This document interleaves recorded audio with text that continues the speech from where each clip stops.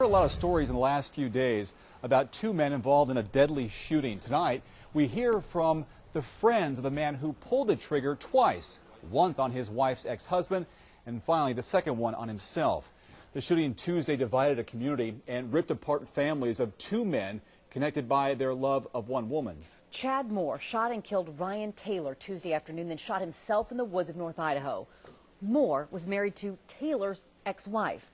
From our North Idaho newsroom tonight, one of Moore's best friends is speaking out. KXLY 4's Tania Dall's live with that story. Well, Robin, like both families involved in Tuesday's tragic shooting, Jimmy Hennis is just trying to understand what exactly happened outside of his buddy apartment that ended up killing two men. He told me, and it just completely blew my mind.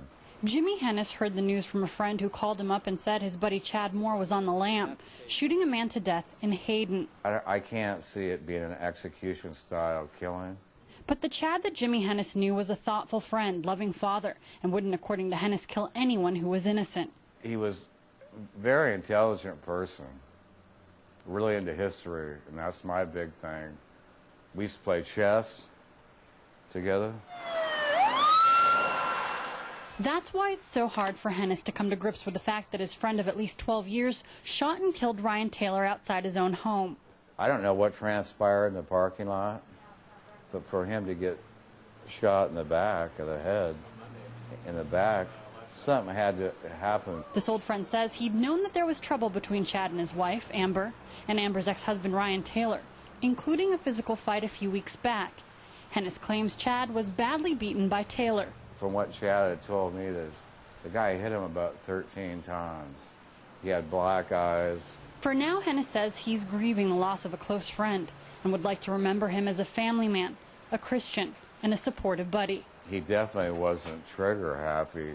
Something had to have set him off. I don't know what. And Amber Kern's in-laws tell KXLY 4 News that she was released from the hospital. She's still pregnant with Moore's child, and both families are busy working on funeral arrangements. Reporting live in Coeur d'Alene, Tania Dall, KXLY 4 HD News. Our friends and family of the man Chad Moore shot are coming together to deal with their grief. Ryan Taylor leaves behind 3 daughters and countless friends. His friends and family tell us he was a loving father and everyone's best friend. They say he died trying to protect the people he loves. He was a great man. Awesome. He loved everyone. He didn't have an anger bone in his body. Even this dirtbag that took him away from us.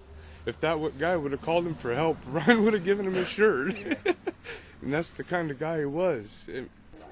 Taylor's friends and family are holding a benefit in his name this weekend. It is Saturday at 8 at night at the Grail in Hutter, Idaho.